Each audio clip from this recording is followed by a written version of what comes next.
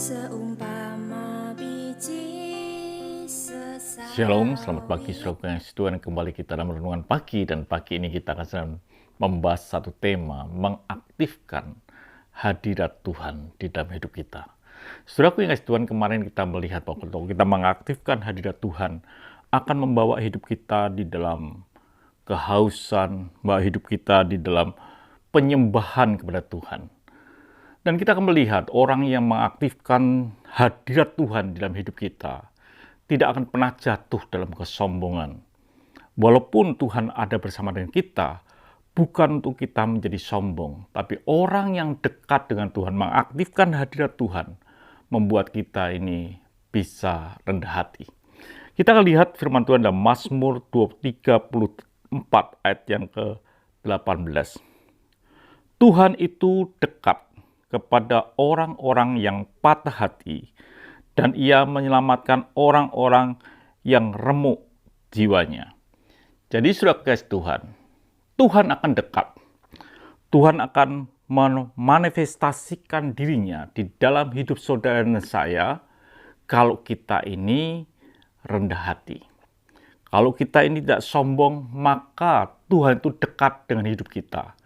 Tuhan aktif di dalam kehidupan kita. Jadi setiap kita sebagai anak Tuhan, tidak untuk menjadi sombong, apapun posisi saudara. Mungkin menjadi pendeta dengan jemaat yang jumlahnya mungkin banyak sekali dibandingkan orang lain nih.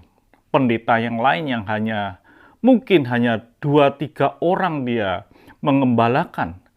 Tapi saya beritahu bahwa itu tidak akan membawa kita dalam kesombongan. Karena apa? Kalau Tuhan ada di dalam kehidupan kita, dekat dengan kita, Dia akan dekat dengan orang yang rendah hati. Bukan dengan orang yang sombong. Biarlah hidup kita ini, kalau kita ingin memanifestasikan hadirat Tuhan dalam hidup kita, apapun yang terjadi dalam hidup saudara, mungkin saudara itu diberkati Tuhan, mungkin keuangan saudara luar biasa, tapi tidak akan membawa saudara dalam kesombongan.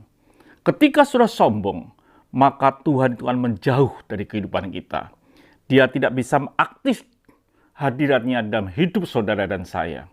Bila hidup saudara dan saya tetap di dalam kerendahan hati, maka dia akan bermanifestasi di dalam kehidupan saudara dan saya.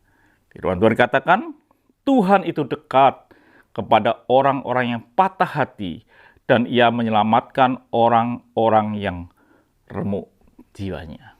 Tuhan memberkati. Sampai jumpa esok pagi. Mari kita berdoa. Terima kasih Bapa, bila hidup kami dalam kerendahan hati, supaya Engkau dekat dengan hidup kami, dan Engkau nyata hadirat-Mu dalam hidup kami. Haleluya. Amin.